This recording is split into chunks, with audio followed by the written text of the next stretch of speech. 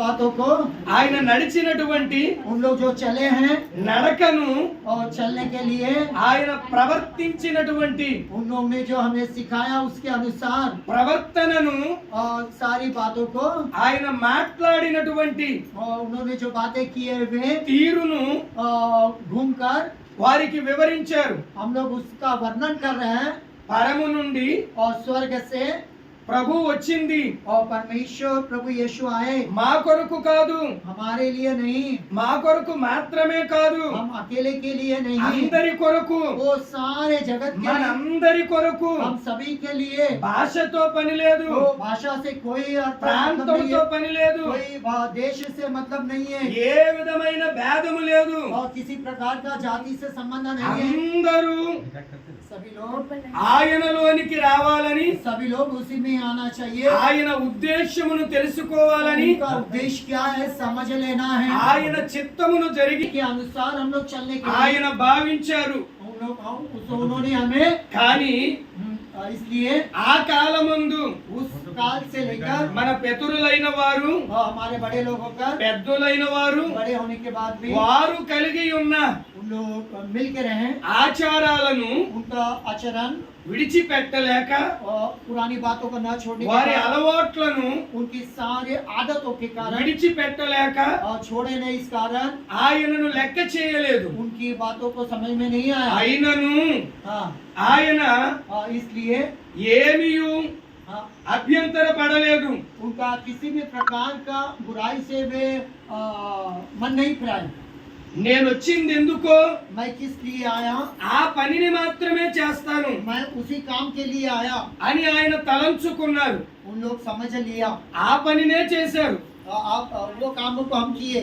ఆ పని ఏమిటనగా, वो काम कहने से क्या है, మనలో ఉన్నటువంటి हमारे अंदर रहने वाले నైజ పాపము, और भीतर रहने वाले पाप, ఆది తల్లి అయిన वो इस उन्होंने అవ్వమ్మ దగ్గర నుండి, हमारे माता के तरफ के पाप, అవ్వ దగ్గర నుండి माता के पास से మన మీద ఉన్నటువంటి हमारे ऊपर आया.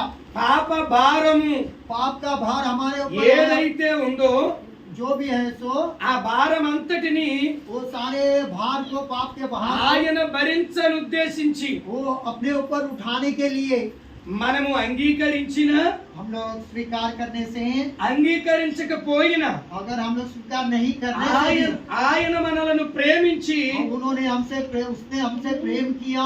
ఆ భారం అంతటిని तो सारे भार के लिए ఆయన మీద వేసుకుని, वो अपने ऊपर उन्हें उठाकर ఆయన శిలువ మహాయాగమును గావించారు. वो क्रूस के ऊपर चढ़कर सारे दुखों पश्चात हुए.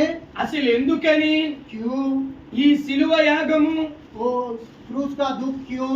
ఆ కాలములో उस समय में ఎవరికి శిలువ వేసేవారు? तो क्रूस का दंड किन लोगों के लिए था? ఈ శిలువ శిక్ష ఎవరికి? उस क्रूस का दंड किसके लिए था? పాపము చేత పట్టబడిన వారికి. पापी लोगों के लिए क्रूस का दंड था.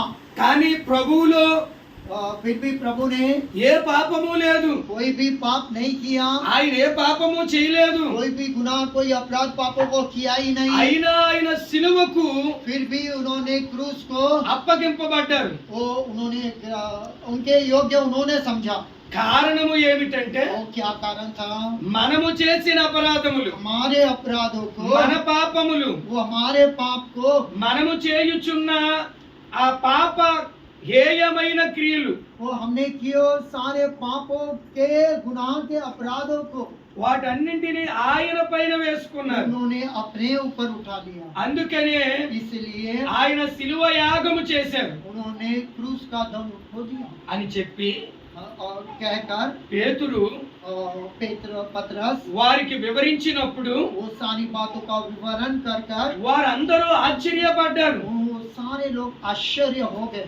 అవునా, क्या యేసు ప్రభు यीशु प्रभु కేవలము केवल యెరూషలేముకే, खाली यरूशलेम के लिए, యెరూషలేము వారి కొరకే खाली यरूशलेम के निवासियों के लिए ఆయన వచ్చారనుకున్నాము. हम लोग ऐसे सोचे.